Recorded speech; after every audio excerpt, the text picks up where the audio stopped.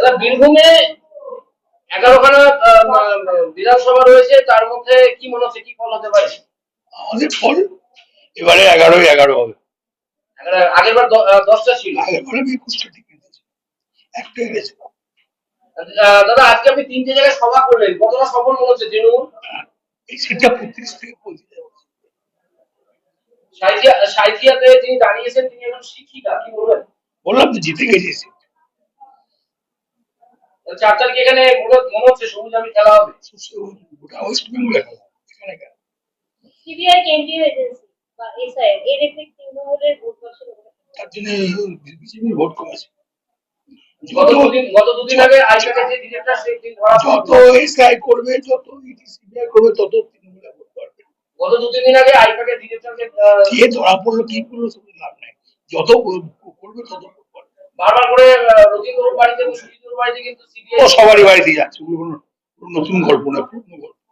মনে হচ্ছে সিবিআই বা ইডি রেড করা আরো তৃণমূলের বাড়ি যত করবে তত তৃণমূলের भोट बाक्स एसआईआर पहला ट्रम्प कार्ड था, क्या वो अनसक्सेसफुल होने के बाद अब ईडी सीबीआई का ट्रम्प कार्ड खेला है? वो सुने इस शहर में जाके जो हुआ ममता बनर्जी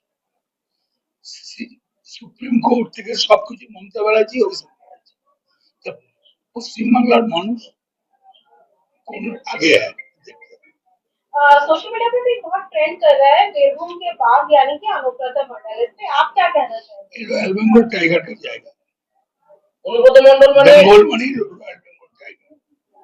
এখানে রয়্যাল বেঙ্গল টাইগারের জন্ম, এখান থেকে রয়্যাল বেঙ্গল টাইগার সব জায়গায় নিয়ে যাবে। রয়্যাল বেঙ্গল টাইগার বীরভূম তো রয়্যাল বেঙ্গল টাইগারের জায়গা, যার নাম অনুব্রত মণ্ডল। অনুব্রত মণ্ডল কোন টাইগার নেই, এটা পশ্চিমবাংলা রয়্যাল বেঙ্গল টাইগার। দাদা এইভাবে দীর্ঘ প্রায় 15 বছর নিজেকে ধরে রেখেছেন কি করে?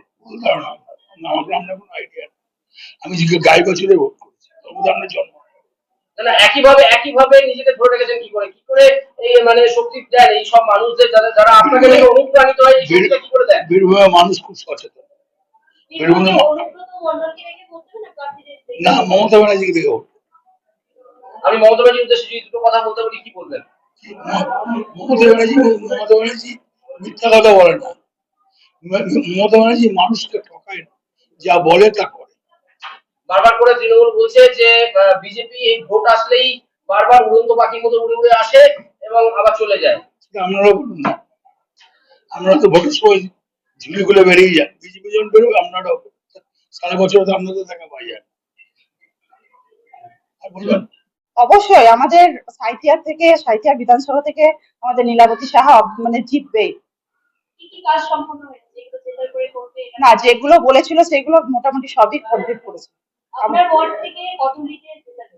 আমরা আশা করছি 500-র উপরে তো দেবই। কত আছে আপনার? হ্যাঁ, ভোটার মোটামুটি এখন আমাদের এসআইআর পরে অনেকটাই কমে গেছে, তো তার মধ্যে এখন আছে 2800 উপরে। এসআইআর কি মানে এফেক্ট করছে? অবশ্যই চলে গেছে না, আমার সেরকম বাদ নেই, আমার কয়েকটা মাত্র। হ্যাঁ, তো আমরা এই যে ছোট বাচ্চা, এই ছোট বাচ্চাকে নিয়ে কিভাবে আমার ছোট বাচ্চা সত্যি করে মানে বলতে নেই, মানে খুবই ভালো। বাড়িতে রেখে আমি 3-4 ঘন্টা প্রচারে বেরোই, আমার মেয়ে আমার শাশুড়ি মায়ের কাছেই থাকে, আমার কোনো অসুবিধা হয় না। দলকে ভালোবেসে?